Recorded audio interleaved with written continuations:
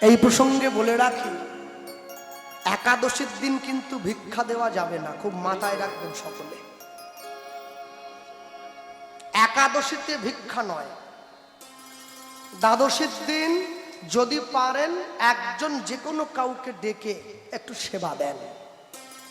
একাদশীর দিন বাড়িতে ভিখারি এলে হাত জোড়ো করে বলুন আজকে নয় কালকে আসুন। একাদশীর দিন ভিক্ষা না। আর একাদশী প্রত্যেকে করবেন, কারো কথায় কান দেওয়ার দরকার নেই। 8 থেকে 80 সবাই করবেন একাদশী। আবার লোকে বলে যতদিন স্বামী বেঁচে যাচ্ছে একাদশী করা যাবে না, স্বামী মরলে করবে। তাহলে স্বামী মরলে বউ একাদশী করবে, যাদের বউ আগে মরে গেছে স্বামীরা কি করবে? ওদের তো কিছু করতে পারে।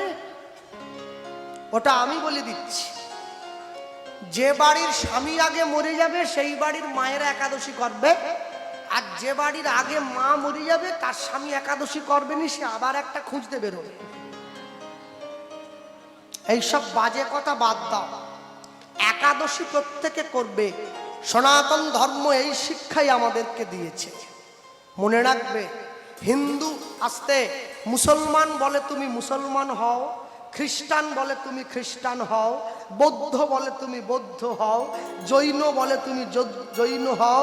সনাতন ধর্মের ঋগ্বেদ বলে মনুর্ভবা জনাই ইতি মনুষ্য, আগে মানুষ হও। এই জন্যই তো আমার ধর্ম সর্বশ্রেষ্ঠ। হ্যাঁ, কারো কথায় কান দেবেন না। একটা মুসলমান বাড়ির ছেলেকে একটা চড় দিয়ে দিলে গোটা মুসলমান পাড়া ঝাঁপিয়ে চলে আসে, আমাদের ছেলেকে মারলে গেল। একটা হিন্দু পা ভেঙে রাস্তায় পড়ে থাকলে ও বাবা, বাকিরা দেখি মোবাইলে ছবি তুলে ফেসবুকে দেয়, ওকে বাঁচাবার জন্য কেউ যায়নি। একজনা বিপদে পড়লে বাকিরা পাশে গিয়ে দাঁড়াবে, দিবে আর নিবে, মেলাবে মিলিবে, যাবে না ফিরে এই ভারতের মহামানবের সাগর তীরে। জাতি ধর্ম বর্ণ নির্বিশেষে রামনবমী উৎসব আসছে, আমরা রাম রাজত্বে বসবাস করি। সেই উৎসবকে সম্মান দিয়ে, রামকে সম্মান দিয়ে, কোন রাজনৈতিক সম্প্রদায়কে নয়, সকলের ঊর্ধ্বে গিয়ে আমরা ভারতবাসী সেই নীতিকে সম্মান দিয়ে রামনবমীর দিন প্রত্যেকে বাড়ির দরজা আমাদেরকে বাঁচিয়ে রেখেছে।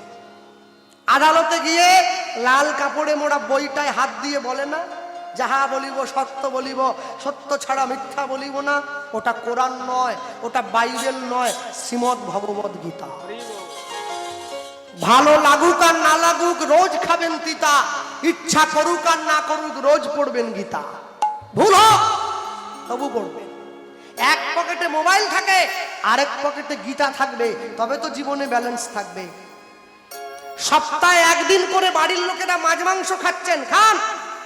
পরের সপ্তাহে ওই দিনটায় সকলে মিলে প্রসাদ পান, তবে তো জীবনে ব্যালেন্স থাকবে। মাসে একদিন করে সকলে পিকনিক করতে যাচ্ছেন, মাসে একদিন করে বাড়ির লোক সকলে হরিনাম শুনতে যান, তবে তো জীবনে ব্যালেন্স থাকবে। জীবনের শেষ দিনে ওই নামটাই সঙ্গে যাবে, বলো হরি হরি বল, বলো হরি হরি বল। একটাই কথা, যতই থাকো বিষতলায়, মরতে হবে বিষের জ্বালায়, আসতে হবে নিচের তলায়, যেতে হবে তুলসী তলায়, তারপরে বলো হরি হরি বল। কেউ যদি 20 তলা বাড়িতে বাস করে, ও 20 তলার উপরে মরে গেলে কি ওপর থেকে ওপরে চলে যাওয়ার অবস্থা আছে নাকি? ওকে নিচে আসতে হবে, ওকে নিচে আসতে হবে। মাথা গোড়ায় তুলসী গাছ দিতেই হবে, চন্দন গাছ না, তুলসী গাছ। আর হরে কৃষ্ণটা বলতেই হবে, যাই হোক না কেন। আর সব সময়ের জন্য মনে রাখবেন, যে সমস্ত ইয়ং ভাইরা দাঁড়িয়ে আছো চারদিকে এবং ইয়ং ছেলে মেয়েরা বসে দাঁড়িয়ে আছো, আমি সকলের উদ্দেশ্যে একটা কথা বলে গেলাম, আর আসি চাই না আসি। সব দিনের জন্য জানবে, সত্যের জন্য সবকিছুকে ত্যাগ করা যায়, কোনো কিছুর বিনিময়ে দয়া করে সত্যকে ত্যাগ করবে না। ধর্মের জন্য সব কিছুকে ত্যাগ করা যায়, কোনো কিছুর বিনিময়ে ধর্মকে ত্যাগ করবে না। এটাই সনাতন ধর্ম। হ্যাঁ, ভক্তমণ্ডলী, ভক্তিমতী মায়েরা জীবনে যা পেয়েছেন, যা চেয়েছেন, ভগবান অনেকটা বেশি দিয়ে দিয়েছে। তাহলে এত অন্যায় কেন?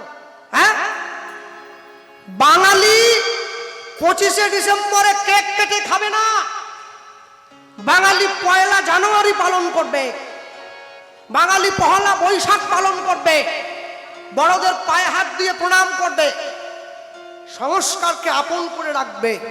মনে রাখবেন, দেশ রক্ষা করবার জন্য সৈনিকের দরকার হয়, সমাজকে রক্ষা করবার জন্য সংস্কারের দরকার হয়। তুলসীর মালা সবাই পড়বে, কেউ যেন বাদ না যায়। লোকে আবার বলে, দাদা আমি যে মাছ খাই, খাও, মাছ, মাংস, ডিম, টিকটিকি, গিরগিটি, ছুঁচো, আরশোলা, ইঁদুর, বাদুড় সব খাও, সব খাও, মালা পড়ো। যারা নিরামিষ খাচ্ছেন, নিরামিষ সেবা করছেন, মালাটা কণ্ঠের সঙ্গে লাগিয়ে ধারণ করেছেন। যারা আমিষ খাচ্ছেন, কণ্ঠের থেকে নামিয়ে পড়বেন, তবে পড়বেন কেন জানেন? লাইনে দাঁড়ান, তবে তো ডাক পাবেন। আকাশের শোভা চাঁদ, চাঁদের শোভা তারা, বৃন্দাবনে কৃষ্ণ শোভা নদী আর শোভা গোরা, গ্রামের শোভা বাড়ি আর রাস্তার শোভা গাড়ি, মুসলমানের শোভা তার বড় বড় দাড়ি, এত বড়। বাঙালি হিন্দুরা সংসারে পড়ে ভোগ করে কত জ্বালা, তবু তারা গলায় পড়ল না দুফে তুলসীর মালা। পশ্চিম মেদিনীপুরে আমার বাড়ির পাশাপাশি ঘাটালের দাসপুরে হিরণ্ময় গোস্বামী বলে একজন বৃন্দাবনের সাধুর ভাগবত পাঠ ছিল 7 দিনের জন্য।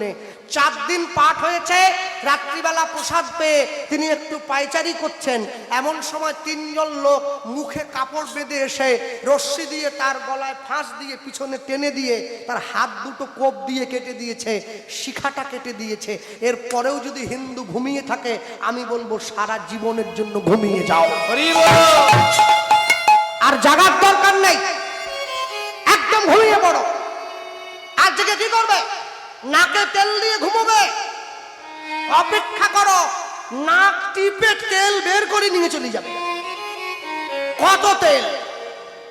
হ্যাঁ, তাকিয়ে দেখবে বাংলাদেশের দিকে। শোনো, শাস্ত্র যদি না পড়ো সংসার হারিয়ে ফেলবে, অস্ত্র যদি না ধরো রাষ্ট্র হারিয়ে ফেলবে। দুটোকেই সঙ্গে রাখতে হবে। শুধু হরিনাম শুনলাম, বাড়ি গিয়ে আলু কুমড়োর তরকারি ডাল দিয়ে ভাত খেয়ে পাখা চালিয়ে বেড কাভার গায়ে দিয়ে ঘুমিয়ে পড়লাম। 10 বছর পরে হয়তো আমি থাকবো না, কিন্তু আমি না থাকার সঙ্গে সঙ্গে এই হরিনামের মাটিটাও থাকবে না, এই মন্দিরটাও থাকবে না, নাম কীর্তন বন্ধ হয়ে যাবে। যদি সেই দিন দেখতে না চাও, এখনো সময় আছে, হাতে হাতটা ধরে নাও। জমিদার গৃহিণী ভিক্ষা দিচ্ছে, তাকিয়ে দেখো, থালা ভর্তি কবি ভিক্ষা।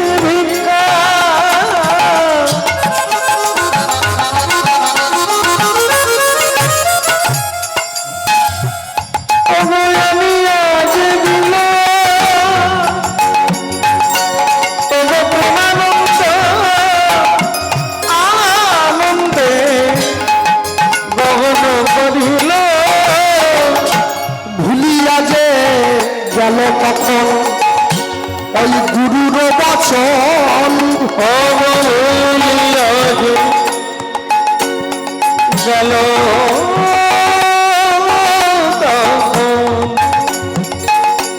গুরুর বচন, আনন্দিত হইয়া আজি আশ্রমে ফিরিল তখন অবনন্দিত মানে বাবা ফিরিল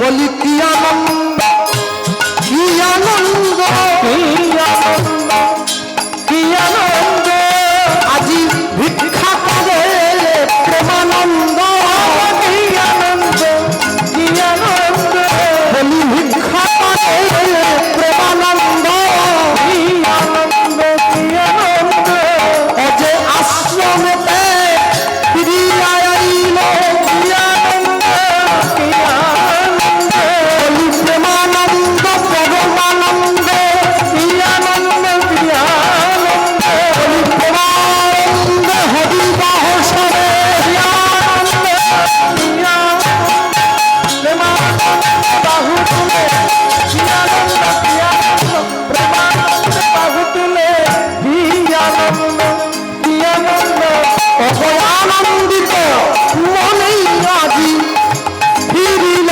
তখন আনন্দিত প্রাণে আজি ফিরিল তখন। প্রেমানন্দ আশ্রমে ফিরে এসেছে। গুরুদেব আইয়ে আইয়ে গুরুদেব আসো আইয়ে আইয়ে আয় বাবা আয়, বেলা গড়ে গেল, আমি তোর জন্য অপেক্ষা করছিলাম, আয় বাবা আয়। গুরু প্রেমানন্দ গুরুদেবের হাতে ভিক্ষার ঝুলিটা দিয়ে দিয়েছে। যে ভিক্ষার ঝুলি একই রে প্রেমানন্দ, ভিক্ষার ঝুলিটা একটু বেশি ভারী মনে হচ্ছে। গুরুদেব আপনি ভুল করছেন, আসলে প্রচন্ড বৃষ্টিতে ঝুলিটা ভিজে গিয়েছে তো, ভিক্ষার ঝুলিটাও ভিজে গেছে, চালগুলো ভিজে গেছে, একটু ফুলে উঠেছে ওই জন্য একটু। ও হ্যাঁ বৃষ্টি। গুরুদেব ঝুলির মধ্যে হাতটা ঢুকিয়ে এক মুঠো চাল, একই রে প্রেমানন্দ, প্রত্যেক দিন ভিক্ষা করতে যাস, 21টা বাড়িতে 21 রকমের চাল দেয়, আজকে এত সরু সরু চালের দানাগুলো কে দিল? একই রকমের চাল। প্রেমানন্দ দেখছে তো ধরা পড়ে যাব। গুরুদেব আজকে যাদের বাড়িতে ভিক্ষা করতে গিয়েছিলাম না, সবাই জমিদার। বলিস কি রে, সবাই জমিদার? জমিদাররা কি আর মোটা চাল খায় গুরুদেব? সব সরু চাল। জীবনে 4টে জায়গায় মিথ্যে কথা বলতে দেয়। এক হচ্ছে বাবা মায়ের কাছে, এক হচ্ছে সাধুগুরু বৈষ্ণবের কাছে, এক হচ্ছে ডাক্তার বাবুর কাছে, আরেক হচ্ছে উকিল ব্যারিস্টারের কাছে। 4টে জায়গায় মিথ্যে বললে জীবনে আপনাকে সব জায়গায় ঠকে যেতে হয়। কেন? হ্যাঁ, মুসলমানরা কি বলে? যার আছে ইমান সে হচ্ছে সাচ্চা মুসলমান। ইমান মানে কি? কথার দাম। বাইবেল কি বলে? God is truth, truth is god. ভগবানই সত্য, সত্যই ভগবান। এই গ্রন্থগুলোর, এই বইগুলোর লক্ষ লক্ষ বছর আগে শ্রীমদ্ ভগবত কি বলে? সত্যাং পরম ধীমহি। মনে রাখবে, এত সুন্দর মনুষ্য দেহ পেয়েছে, এত সুন্দর জীবন পেয়েছে, জীবনটাকে কাজে লাগাতে শিখুন। লোকে তো বলে আমার নাকে কাজ নয়, আমার নিঃশ্বাসে কাজ। তাহলে নাকে কাজ নয়, নিঃশ্বাসে যদি কাজ হয়, নাকটা এইখানে না দিয়ে এইখানে দুটো ফুটো করে দিলে হতো নি? নিঃশ্বাস যাওয়া নিয়ে তো কথা। কপালের নিচে নাক দিয়েছে কেন? কপাল পুড়ে গেলে নাকে আগে গন্ধ লেগে যাবে যে কপাল পুড়তিছে। কপাল তো আগুনে পড়ে না, কপালের নাম গোপাল। পাইয়া মনুষ্য জন্ম, জীব যদি করে পশু কর্ম, পশুজনী হইবে নিশ্চয়। জন্মিয়া এ চরাচরে যে যেমন কর্ম করে, কর্ম অনুযায়ী ফল তারে লইতে হয়।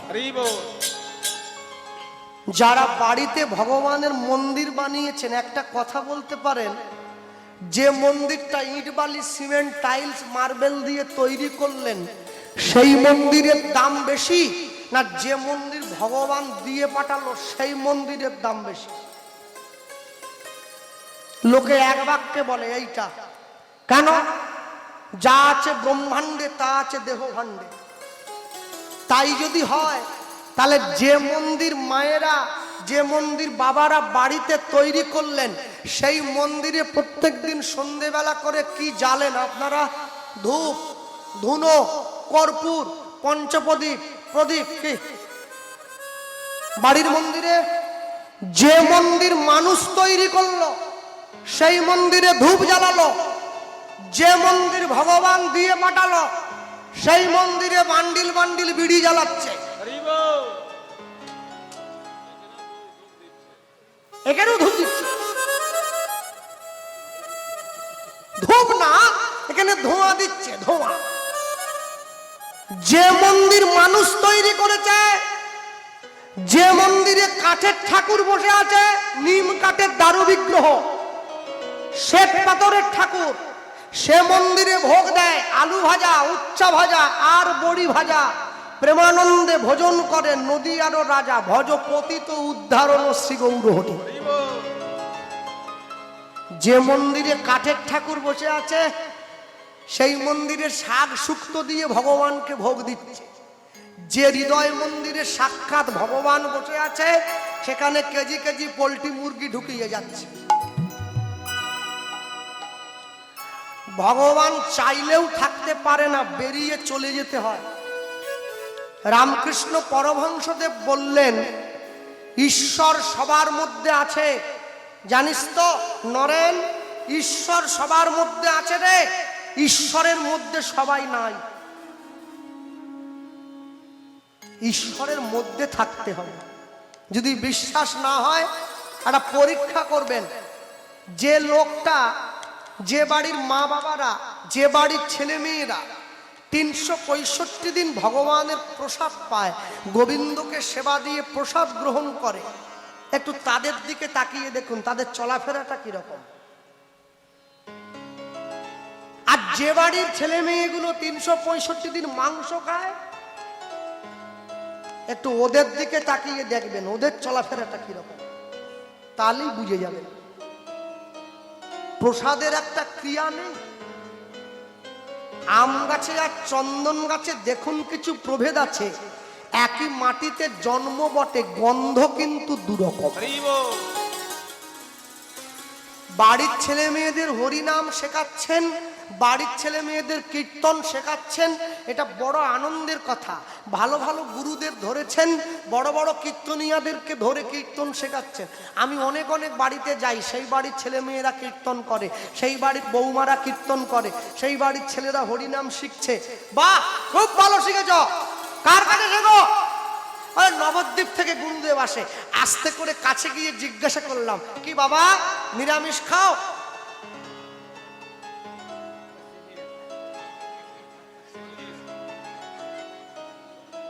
কেন?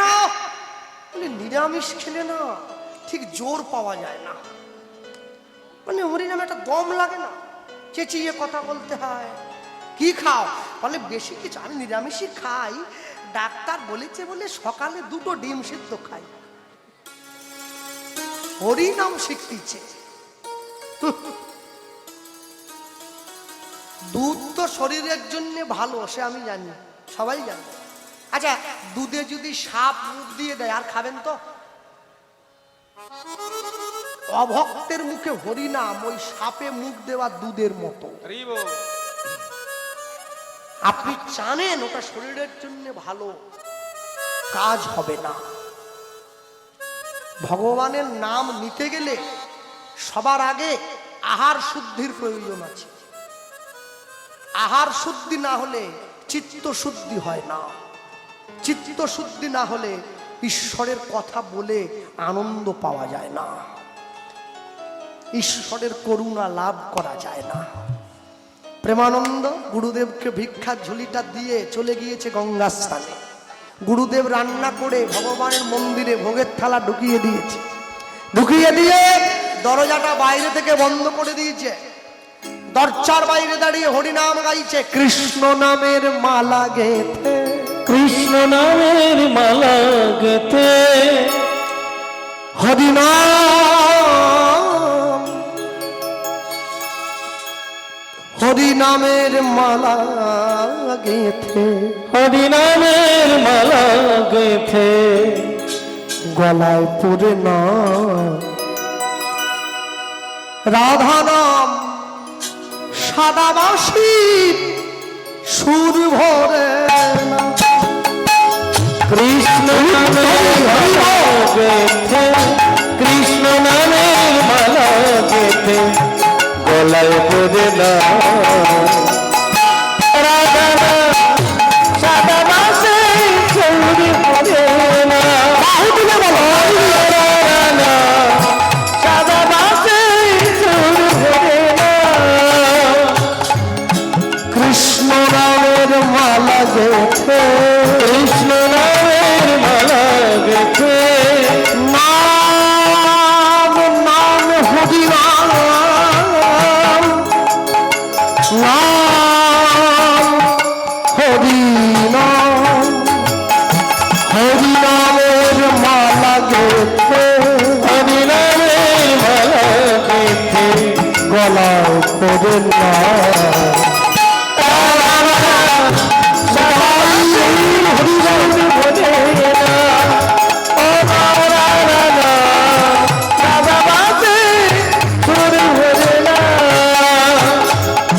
আমি সবার উদ্দেশ্যে বলবো,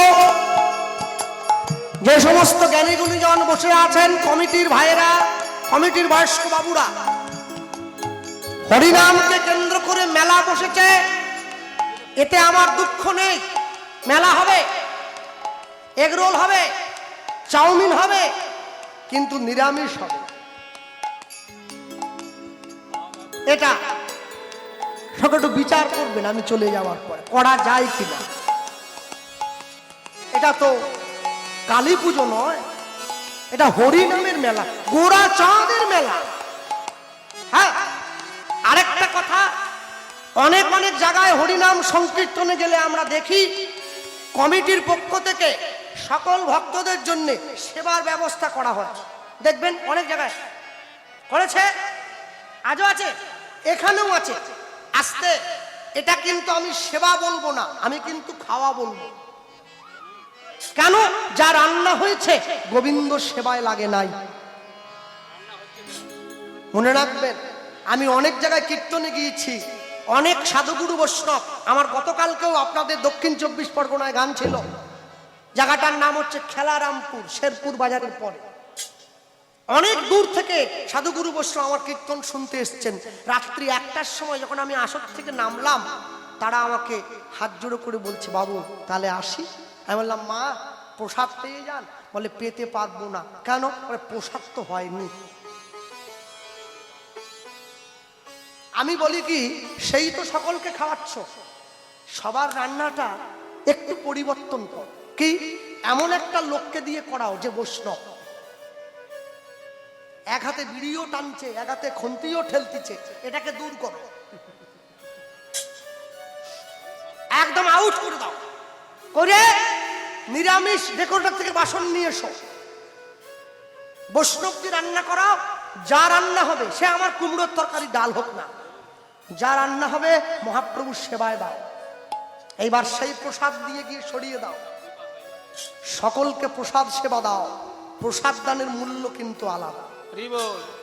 কোটি টাকা দিয়েও প্রসাদের মূল্য বিচার করা যায় না, এই ফল আলাদা হয়ে যায়। আপন করিয়া গাও সেই নাম,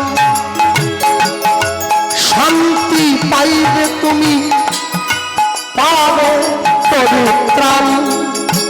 আপন করিয়া গাও সেই নাম, নাম গাও,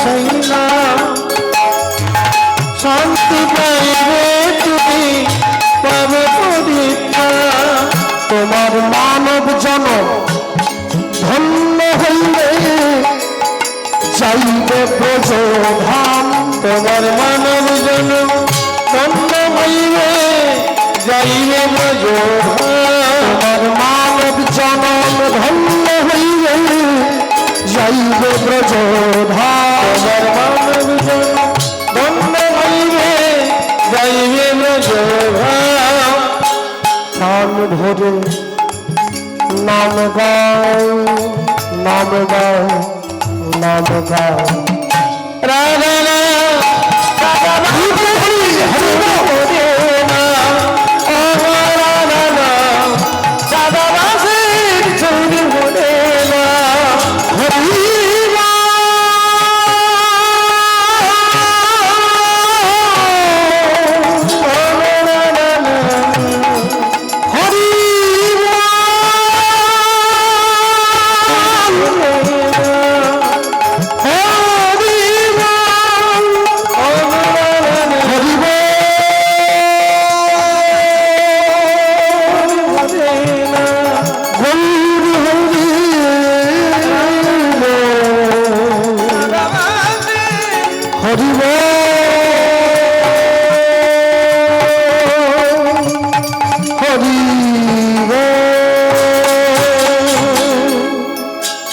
নমো ব্রহ্মণ্য দেবায় দেবায় গো ব্রহ্মণ্য হিতায় চ জগৎ হৃদায় কৃষ্ণায় গোবিন্দায় নমো নমো গোবিন্দায়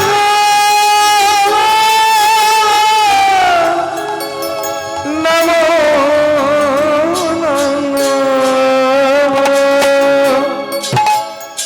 রামানন্দ স্বামী ভগবানকে প্রণাম করে 3টে টোকা দিয়ে মন্দিরের দরজাটা যেই খুলে দিয়েছে চমকে উঠল। দেখি গোবিন্দকে যে সেবা দিয়েছিলাম প্রত্যেকদিন আমার ভগবান সেবা করে যায়, আজ তো ভগবান সেবা করেনি। যেমন অন্য তেমনি পড়ে আছে, মাটির ব্যঞ্জন মাটিতে আছে, গ্লাসের জলটা গ্লাসে। প্রেমানন্দ ডাক দিয়েছে, গুরুদেব। প্রেমানন্দ ছুটে এসেছে। গুরুদেব আমায় ডাকলেন, আমায় ডাকলেন, আয় এ বাবা আয়। সত্যি করে বলতো বাবা, প্রত্যেকদিন আমি তোকে যেই নিয়মে ভিক্ষা করতে বলেছি তুই কি আজও সেই নিয়মে ভিক্ষা করে আনলি? গুরুদেব আপনি বিশ্বাস করুন, যেই নিয়মে আপনি আমাকে ভিক্ষা করতে বলেছেন আমি রোজ দিনের মতো আজও সেইভাবে ভিক্ষা করি। তুই যদি সেই নিয়মে ভিক্ষা করিস রোজ দিনের মতো, তাহলে আমার গোবিন্দ সেবা করছে না কেন? গোবিন্দ সেবা করলো না কিসের জন্য? প্রেমানন্দ তো আর জানে না। প্রেমানন্দ কি করে জানবে গুরুদেব কি নিয়মে সেবা দেয়? আয় আমার সঙ্গে আয়। প্রেমানন্দের হাতটা ধরে গুরুদেব মন্দিরে নিয়ে গিয়ে দেখাচ্ছে, দেখ বাবা। কি দেখবো?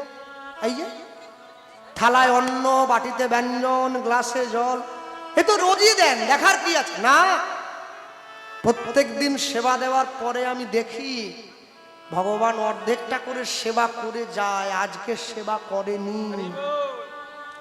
হয় তুই কোনো গলত, তুই কোনো অসৎ উপায়ে ভিক্ষা করেছিস, আর নচেত আমার সেবা দেওয়ায় কোনো ত্রুটি হয়ে গেছে। ও বাবা বল না, সত্যি করে বল, আমি কিচ্ছু বলবো না।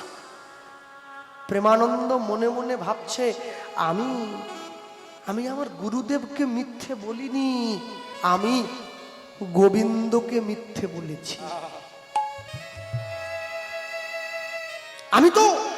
আমি ভগবানকে ঠকাচ্ছি, আমি ভগবানের সঙ্গে ছলনা করছি না। এটা তো আমার ঠিক হচ্ছে না। প্রেমানন্দ ছুটে গিয়ে গুরুদেবের সামনে হাতটা জোড়ো করে বলছে, গুরুদেব আমি প্রত্যেকদিন যে নিয়মে ভিক্ষে করি আজকে সেই নিয়মে ভিক্ষা করি নাই।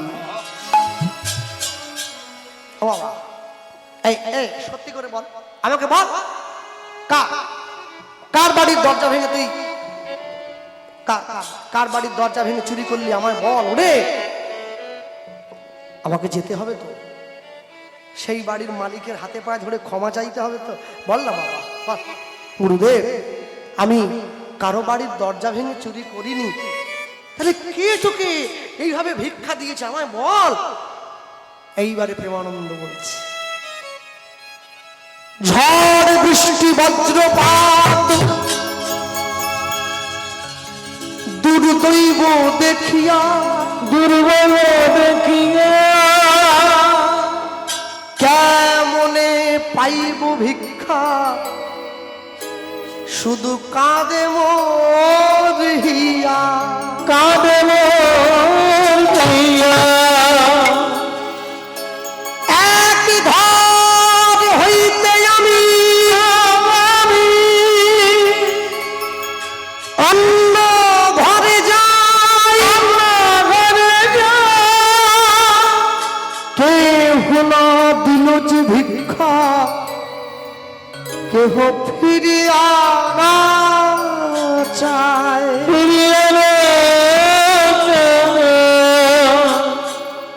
জমিদার ঘরনি আমায় করুণা করিয়া, করুণা করিয়া 21 মুষ্টি চাল দিল আমার ঝুলিতে ভরিয়া, ঝুলিতে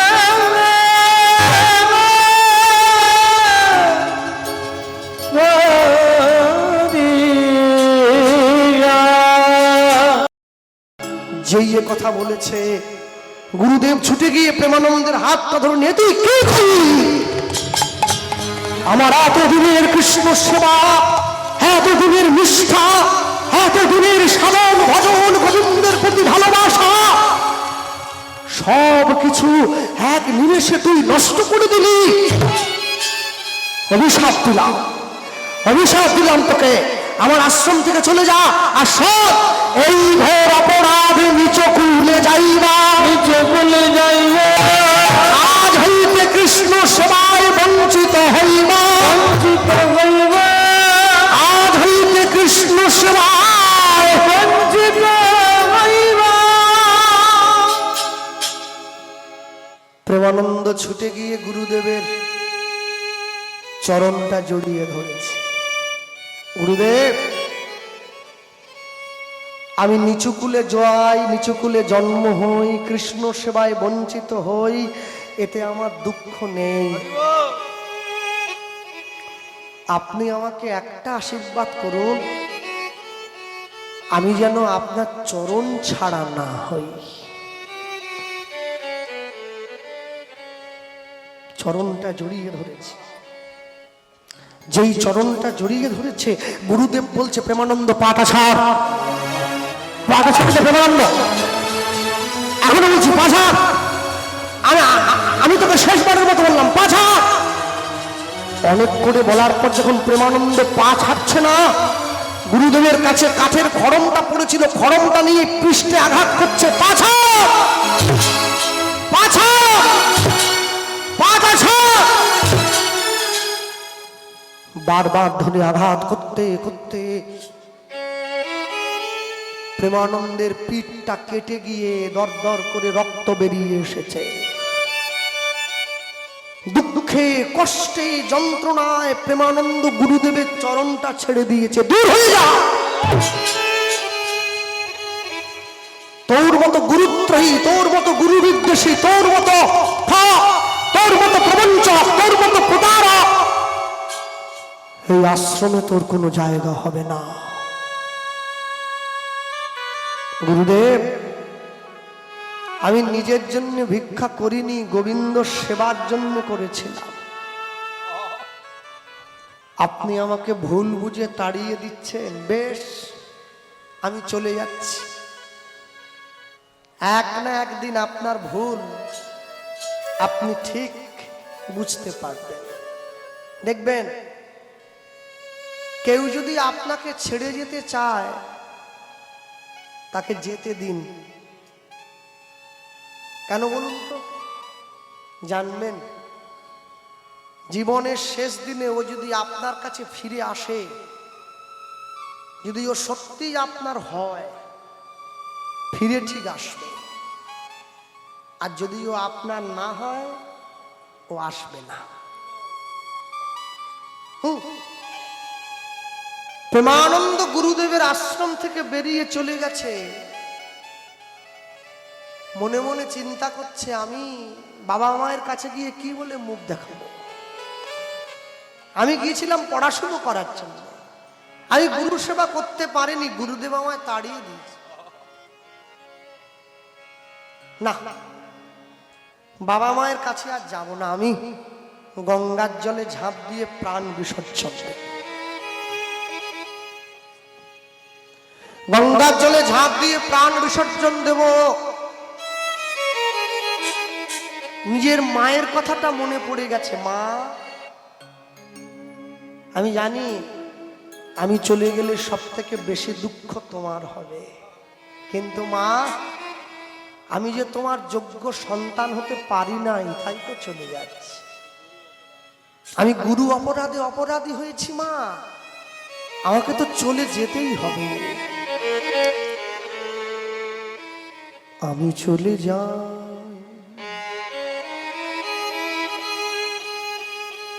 মাগো, আমি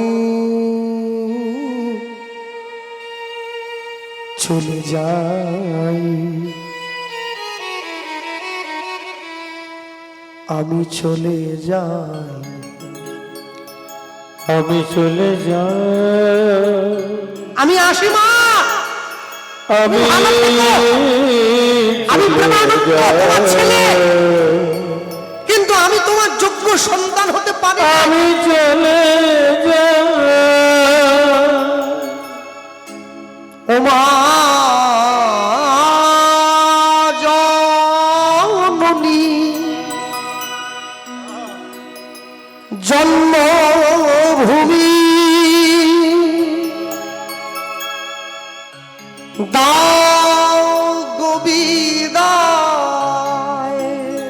ও মা জননী, জন্মভূমি দাও বিদায়। ও মা জননী, জন্মভূমি দাও গো বিদায়।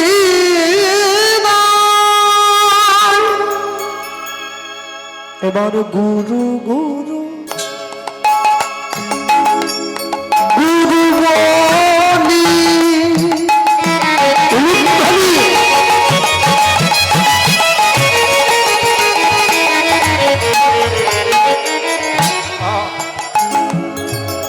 গুরু গুরু গুরু বলি,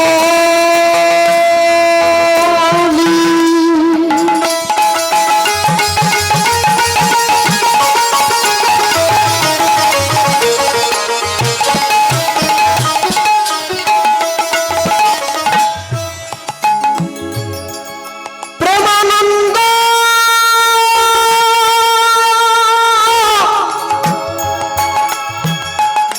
গঙ্গার জলে ঝাঁপ দিল। এবার গুরু গুরু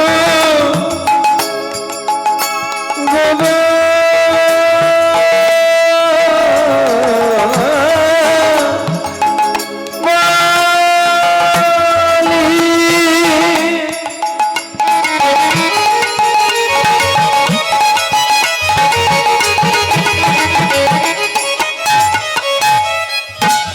প্রেমানন্দ